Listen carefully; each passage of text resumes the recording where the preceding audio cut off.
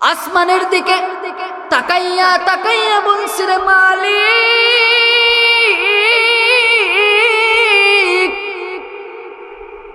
তোমার নবীর উপরে কালেমা পড়ে ঈমান আনার কারণে আজ আমার বংশের বেদিন বেঈমানেরা আজ আমাকে কষ্ট দেয় রে আল্লাহ।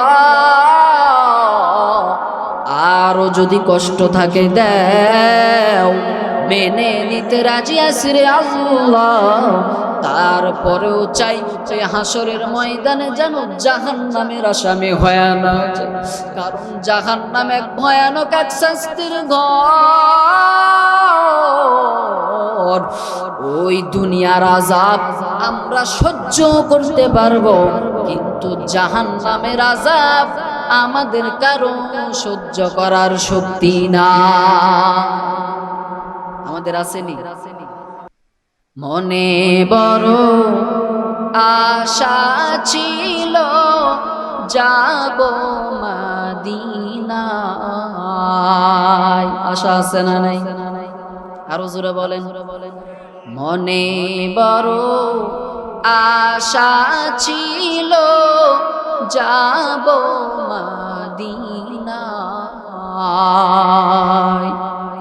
সালাম আমি করব গিয়ে, সালাম আমি করব গিয়ে নবীর রওজা।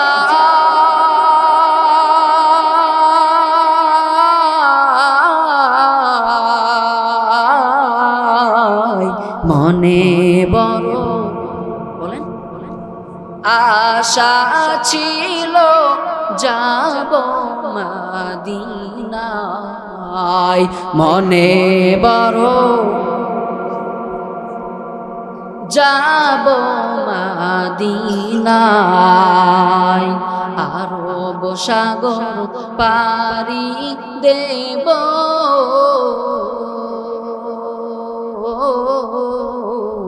নাই কো আমার তোরি, পাখি নাই তো উড়ে যাব ডানাতে ভর করি। আরব সাগর পারি দেব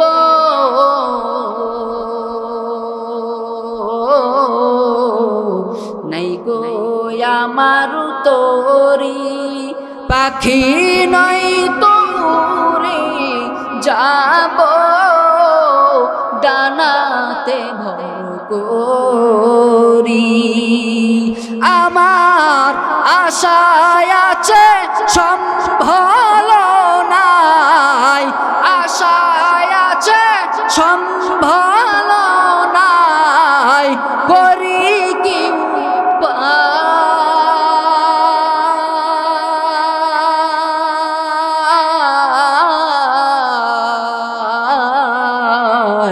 মনে বড় যাব মদিনায়। মনে বড় আশা ছিল যাব মদিনায়। কৌশল কইরা লইয়া যাইও, কৌশল কইরা লইয়া যাইও সোনার মদিনা।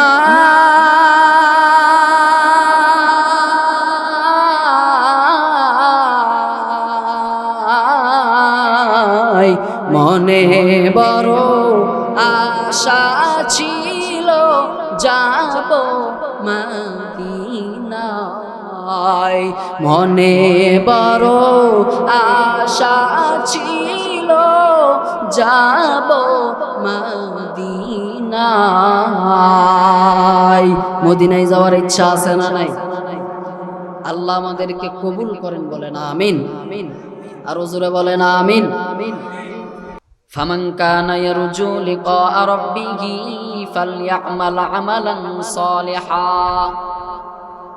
ফালইআমাল আমালান সালিহান ওয়ালা ইউশরিক ওয়ালা ইউশরিক বিইবাদাতি রাব্বিহি আহাদা। আল্লাহ তাআলা বলেন, কোন বান্দা যদি আমি আল্লাহকে দেখার ইচ্ছা পোষণ করে, ওই বান্দা দুইটা কর্মসূচি যেন মানে। জোরা আওয়াজ করে বলেন, কয়টা কর্মসূচি? এরে বান্দা, রবের সঙ্গে যদি সাক্ষাৎ করতে চাও দুইটা কর্মসূচি মানতে হবে। কয়টা? জোরা আওয়াজ করে বলেন। দুইটা কর্মসূচি মানতে হবে বান্দা, তাহলে আমি মালিকের সঙ্গে সাক্ষাতের ব্যবস্থা হয়ে যাবে।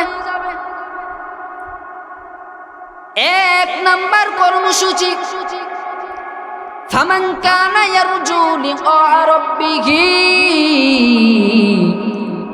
ফালইয়ামাল আমালান সালিহা। এক নাম্বার বান্দা বেশি বেশি নেক আমল করবা। এক নাম্বার কি করবে? জোরে বলেন। এক নাম্বারে নেক আমল করতে হবে রে বান্দা। যদি রবের সঙ্গে সাক্ষাতের ব্যবস্থা, রবের সঙ্গে যদি সাক্ষাৎ করতে চাও, এক নাম্বারে নেক আমল করতে হবে। দুই নাম্বার, ওয়ালা ইউশরিক বিইবাদাতি রাব্বিহি আহাদা। এক নাম্বার বান্দা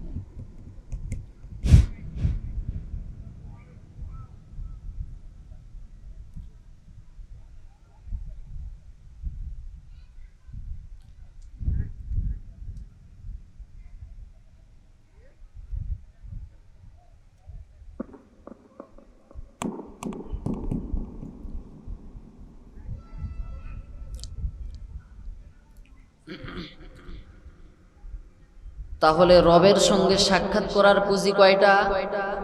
জোরে বলেন। এক নাম্বারে বেশি বেশি নেক আমল, আমল না নেক আমল। দুই নাম্বারে শিরিক মুক্ত জিন্দেগি। কি? শিরিক মুক্ত জিন্দেগি। ফামান কানা ইয়ারজু লিকা রাব্বিহি ফালইয়ামাল আমালান সালিহা فليعمل عملا صالحا ولا يشرك بعبادة ربه أحدا। রবের সঙ্গে সাক্ষাৎ করার পুঁজি দুইটা। এক নম্বরে বান্দা নেক আমল। এক নম্বরে কি? জোরে বলেন। এক নম্বরে নেক আমল। দুই নাম্বার, ওয়ালা ইউশরিক বিইবাদাতি রাব্বিহি আহাদা। এক নম্বরে বান্দা বেশি বেশি নেক আমল করবা। দুই নম্বরে খবরদার খবরদার, ওই আমল করতে গিয়া দুই নম্বরে ওই আমলের ভিতরে কোনো শিরকের গুনাহ করা যাবে না। কি করা যাবে না? শিরিকের গুনাহ করা যাবে না। শিরিক এত মারাত্মক। আল্লাহ বলেন, আমি আল্লাহ ইচ্ছা করলে বান্দার সব গুনাহগুলো ক্ষমা করে দিতে পারবো, মাফ করে দিতে পারবো, কিন্তু শিরিকের গুনাহ এত মারাত্মক, আমি আল্লাহ তওবা ছাড়া ক্ষমা করব না। কি ছাড়া ক্ষমা করবে না? জোরে আওয়াজ করে বলেন। পয়গম্বরের সাহাবী হযরত আবু দারদা রাদিয়াল্লাহু তাআলা আনহু আউসানি খলিলি সাল্লাল্লাহু আলাইহি ওয়াসাল্লাম আল্লাহ তুশরিক বিল্লাহি শাইআন ওয়া ইন কুতিলতা আও হুররিকতা আও কামা ক্বালান নাবিয়্যু আলাইহিস সালাতু ওয়াস সালাম। আল্লাহর নবীর সাহাবী হযরত আবু দারদা রাদিয়াল্লাহু তাআলা আনহু বলেন, আমার বন্ধু খলিলুল্লাহ রাহমাতুল লিল আলামিন আমাকে উপদেশ দিয়েছেন, ও আবু দারদা, তুমি কোশ্চেন কালে আল্লাহর সঙ্গে কখনো শিরিক করবা না। এমনকি তোমাকে যদি মেরেও ফেলা হয় এবং তোমাকে যদি আগুনেও পুড়াইয়া দেওয়া হয়, তারপরে আল্লাহর সঙ্গে কখনো তুমি শিরিক করবা না। সহিহ হাদিস আছে, হযরত জুনদুব ইবনে জকির আমির নামক এক সাহাবী পয়গম্বরের দরবারে গিয়া বলেন, হে পয়গম্বর, আমি যে সকল নেক আমল করি একমাত্র আল্লাহকে রাজি খুশি করার উদ্দেশ্যেই করিয়া থাকি, কিন্তু ওই আমলের ভিতরে দুনিয়ার মানুষ জানুক এটা শুনে আমার দিলের ভিতরে বড় আনন্দ হয়। দুনিয়ার মানুষ আমাকে বড় আলেম বলে, দুনিয়ার মানুষ আমাকে বড় হাফেজ কোরআন বলে, দুনিয়ার মানুষ আমাকে বড় হাজী সাহেব বলে, মুহাদ্দিস বলে, শাইখুল হাদিস বলে, দুনিয়ার মানুষ আমাকে নেক আমল করনেওয়ালা ব্যক্তি বলে। এই কথা শুনে শুনে শুনে শুনে আমার দিলের ভিতরে বড় আনন্দ জেগে ওঠে। পয়গম্বর ওই সাহাবীর উক্তি শুনিয়া বললেন, ও সাহাবী, এই ধরনের আমল আল্লাহর দরবারে কখনো গ্রহণযোগ্য হবে না। কেন হবে না? কারণ এই আমলের ভিতরে শিরকের গন্ধ রয়েছে। তাহলে শিরিক করবেন নি? রবের সঙ্গে সাক্ষাৎ করার পুঁজি কয়টা? আপনারা বুঝেন নাই? এক নম্বরে কি? এক নম্বরে নেক আমল, দুই নম্বরে শিরিক মুক্ত জিন্দেগি। নেক আমল তো আমরা করি না, শিরিক আমরা ছাড়তেও পারি না। ঠিক কি ঠিক না? নেক আমলও করতে পারি না, শিরিকের গুনাহও আমরা ছাড়তে পারি না। আল্লাহ ছাড় দিবে মনে করছেন? আপনি মুসলমানের ঘরে জন্ম নিয়েছেন, আপনি ছাড় পাবেন এই মনে করছেন? ওই আশা ছেড়ে দেন। আপনি নেক আমল করবেন না, নামাজ পড়বেন না, আজকে আজান চলতেছে নামাজ নাই। আমরা মুসলমান, যেই জায়গাতে আল্লাহ বলেন ইন্না দীনা ইনদাল্লাহিল ইসলাম, আমি আল্লাহর কাছে মনোনীত ধর্মের নাম কি? জোরে বলেন, দীনিয়াল ইসলাম দীনু মাওকাহু আরজু কুফরা নানু আফওয়ান ইনদাহু মুকতাদায়া নাবিউল ওয়া সাহাবুহু নুজুমুল লিল হিদায়া ফি জামাহু। আল্লাহর কাছে গ্রহণযোগ্য ধর্মের নাম কি? আজকে ইসলাম ধর্ম আমরা পেয়েছি, আল্লাহর কাছে কখনো আবদার করছিনি? আল্লাহ আমাকে ইসলাম ধর্মের ভিতরে পাঠান, আবদার করছি? কিন্তু আমরা আবদার করি নাই। আল্লাহ মহাব্বত করে দয়া করে আমাদেরকে ইসলামের ঘরে জন্ম দিয়েছে। ঠিক কি ঠিক না? আল্লাহ ইচ্ছা করলে আমাকে হিন্দুর ঘরেও জন্ম দিতে পারতেন, আল্লাহ ইচ্ছা করলে আমাকে খ্রিস্টানের ঘরেও জন্ম দিতে পারতেন, আল্লাহ ইচ্ছা করলে আমাকে বৌদ্ধর ঘরেও জন্ম দিতে পারতেন, আল্লাহ ইচ্ছা করলে আমাকে ইহুদিদের ঘরেও জন্ম দিতে পারতেন। পারতেন কি পারতেন কি? কথা আওয়াজ দিয়ে বলতে হবে, পারতেন কি পারতেন কি? তাহলে আল্লাহ আমাদের উপর দয়া করছে কি করেন নাই? তারপরে আল্লাহ সৃষ্টির শ্রেষ্ঠ বড় মানব রাহমাতুল লিল আলামিনের উম্মত হিসাবে আমাদের কবুল করছে। আল্লাহ ইচ্ছা করলে অন্য নবীর উম্মত আমাদেরকে বানাইতে পারতেন কি পারতেন না? আল্লাহ ইচ্ছা করলে আদম নবীর উম্মত আমাদেরকে বানাইতে পারতেন, আল্লাহ ইচ্ছা করলে ইব্রাহিম আলাইহিস সালামের উম্মত আমাদেরকে বানাইতে পারতেন, আল্লাহ ইচ্ছা করলে ঈসা রূহুল্লাহর উম্মত আমাদেরকে বানাইতে পারতেন। পারতেন কি পারতেন না? তারপরেও আল্লাহ কত দয়া করছেন, আমাকে মানুষের ঘরে জন্ম দিয়েছেন। ঠিক কি ঠিক না? আল্লাহ ইচ্ছা করলে কুকুরের ঘরেও তো জন্ম দিতে পারতেন। পারতেন কি পারতেন না?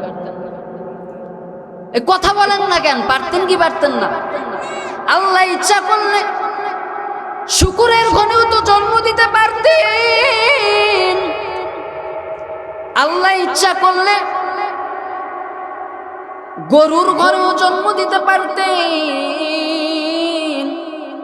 আল্লাহ ইচ্ছা করলে জংলার হিংস্র পশু, চতুষ্পদ জন্তু আমাদেরকে বানাইতে পারতেন কি পারতেন?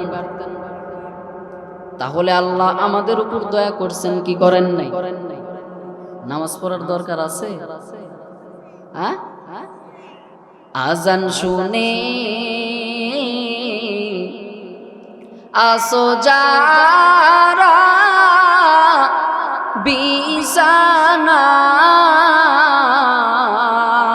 বিছানায়, তাদের জন্যে কান্দেন নবী মদিনায়, তাদের জন্যে কান্দেন নবী মদিনায়। সেই নবীর জন্যে কি মায়া লাগে না?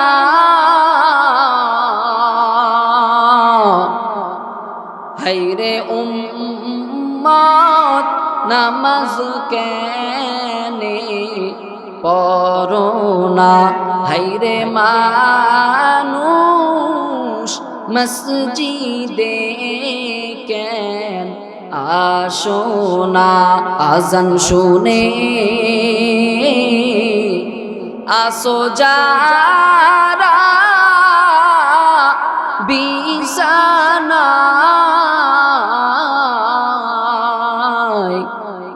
তাদের জন্যে কান্দেন নবী মদিনায়, তাদের জন্যে কান্দেন নবী মদিনায়। এর এলাকার মুসলমান ও বৃদ্ধ বাবাজির যুবক,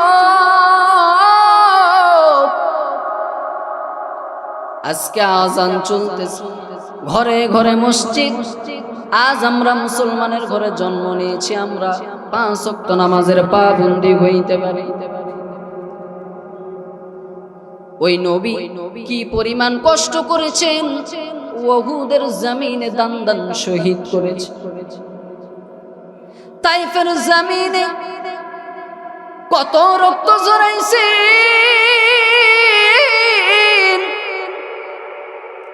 শ্রাবণ মাসের বৃষ্টির ফুটার মতো পাথর নিক্ষেপ করতেছে কাফেরের বাচ্চাগুলো। নবী সহ্য করতে না পারে একবার সামনে যায়, আবার পিছনে যায়। একবার নয়, দুইবার নয়, 3-3বার বেহুশ জমিনে পড়ে গেছে। আমার আল্লাহ সহ্য করতে না পেরে জিব্রাইল আমিনকে পাঠায় দিল, যাও জিব্রাইল যাও, আমার বন্ধুর কষ্ট আমি আল্লাহ নিজে বরদাস্ত করতে পারি না।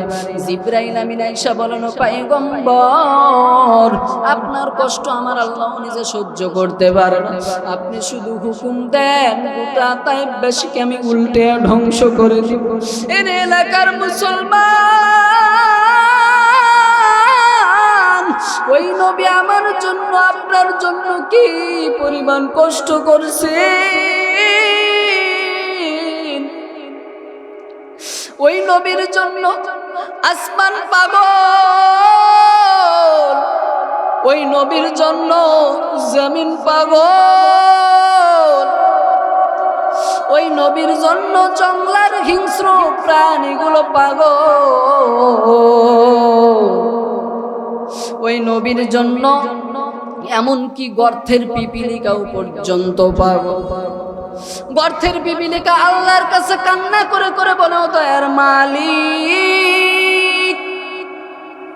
আমাকে একবার মদিনা রওজা দেখাইয়া দাও। আল্লাহ বলেন, হে মদিনার কবুতর, জলদি করে অমুক এলাকায় যাও। ওই গর্তের পিপিলিকাটা আমার নবীর রওজা দেখার বড় পাগল। তুমি কবুতর গিয়া ওই পিপিলিকাকে পায়ের সাথে বাজিয়া বাইতুল্লাহ দেখাইয়া আবার তুমি নিজ জায়গায় ফেরত দিয়া দাও। ইমামুল আউয়ালিন ওয়াল আখিরিন বহরে সদক রহমাতাল লিল আলামিন সাইয়্যিদুল কাউনাইন খাতামুল মুরসালিন আখিরা আমুদ ফখরুল আউয়ালিন সদক জুদাশ রহমাতাল লিল আলামিন মসজিদে শুদ্ধ হামারো এ জমিন। ওই নবীর আদর্শ আমরা মানার দরকার আছে না নাই? কি পরিমাণ পাগল ছিল সাহাবায়ে কেরাম, আমরা উম্মত। আরে যেই নবীর জন্য গর্তের পিপিলিকা পাগল হইতে পারে, জংলার হিংস্র পশু পাগল হইতে পারে, সেই নবীর জন্য আমরা উম্মত হয়ে কেন পাগল হইতে পারব? আমার জন্য আপনার জন্য কি পরিমাণ কষ্ট করছেন, তৈয়ার করা ইসলাম পাইছি তো আমরা এই জন্য কিছু মনে করতেছি না। আল্লাহ আমাদেরকে পরিপূর্ণ হেদায়েত দান করুন, বলেন আমিন। সাহাবায়ে কেরাম কি পরিমাণ কষ্ট করছেন, আহা, তাদের ইতিহাসটা পড়েন, চোখের পানি ধরে রাখতে পারেন। হযরত খাব্বাবের জীবনীটা পড়েন, হযরত বেলালের জীবনী পড়েন, হযরত হানজালার জীবনী পড়েন। কি পরিমাণ নবীর পাগল ছিল, কি পরিমাণ নবীর ইশক আর প্রেম তাদের ভিতরে ছিল। ইসলামের একজন সাহাবী নতুন ইসলাম গ্রহণ করেছেন, হযরত খাব্বাব রাদিয়াল্লাহু তাআলা আনহু। নাম কি? হযরত খাব্বাব রাদিয়াল্লাহু তাআলা আনহু ইসলামের দ্বিতীয় খলিফা ফারুক আযম ওমর ইবনে খাত্তাব রাদিয়াল্লাহু তাআলা আনহু খাব্বাবকে জিজ্ঞাসা করতেছেন, ও খাব্বাব, তুমিও নতুন মুসলমান, আমিও বড় নতুন মুসলমান, ইসলামের জন্য তুমি কি পরিমাণ কষ্ট করেছো? খাব্বাব বলেন, ও খলিফাতুল মুসলিমিন, আপনি কি কষ্ট করেছেন বলেন? ওমর বলে, না, তুমি কি কষ্ট করেছো বলো। খাব্বাব চোখের পানি ছেড়ে কান্না করে করে বলে, ও খলিফাতুল মুসলিমিন, তাকায় দেখেন আমার জিহ্বার ভিতর। হযরত খাব্বাব জিহ্বাটা বাহির করিয়া ফারুক আযম উমর ইবনে খাত্তাব রাদিয়াল্লাহু তাআলা আনহুকে দেখায়। খলিফাতুল মুসলিমিন হযরত উমর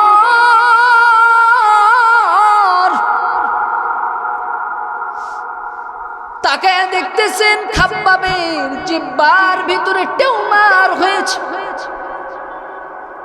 খলিফাতুল মুসলিমিন হযরত উমর খাব্বাবরে ডাক দিয়া বলেন, রে খাব্বাব, কতদিন ধরে তোমার জিহ্বার ভিতরে টিউমার হয়েছে? খাব্বাব বলেন, ও খলিফাতুল মুসলিমিন, আল্লাহর কসম আমার জিন্দেগিতে কোনোদিন টিউমার হয়নি। বলো খাব্বাব, তোমার জিহ্বার ভিতরে টিউমারের মতো গোশত কেন দেখা যায়?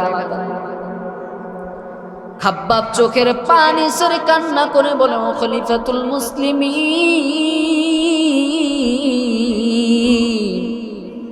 আমি নবীর হাতে কালেমা পড়ে ঈমান আনার কারণে আমার বংশের বেদিন বেঈমানেরা আমার হাতে পায়ে রশি লাগাইয়া ওই পাহাড়িয়া জঙ্গলের তাজা কাঁটাগুলো বের করে আমার জিহ্বার ভিতরে ঢুকিয়েছে, আবার বের করেছে, আবার ঢুকিয়েছে, আবার বের করেছে, আবার ঢুকিয়েছে। এই কাঁটার আঘাতে আঘাতে আজ আমার জিহ্বার ভিতরে টিউমারের মতো গোশত বেড়েছে। ও খলিফাতুল মুসলিমিন, আলামিন, ওই আল্লাহর নামের শপথ করে বলি আমি এক বিন্দু পরিমাণ ঈমান থেকে পিছপা হই। খলিফাতুল মুসলিমিন হযরত ওমর চোখের পানি ছেড়ে কান্না করে বলে, ও খাব্বাব,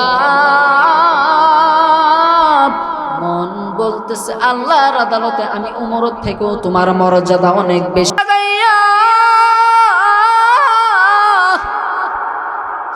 জ্বলন্ত আগুনে রান্তা করাইরা সাজে, আমি খাব্বাবে রে ওই আগুনের উপরে চিতভাবে শুয়ায়া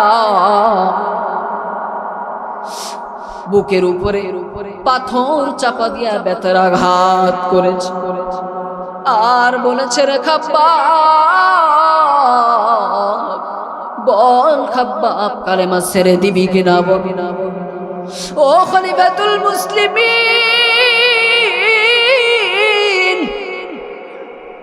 ওই আল্লাহর নামের শপথ করে বলি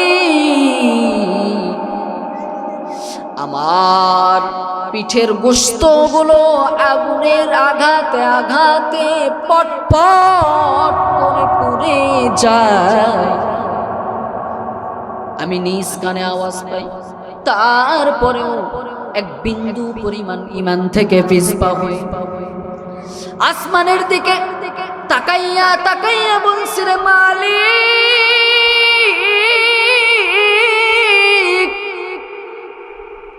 তোমার নবীর উপরে কালেমা পড়ে ঈমান আনার কারণে আজ আমার বংশের বেদিন বেঈমানেরা আজ আমাকে কষ্ট দেয় রে আল্লাহ,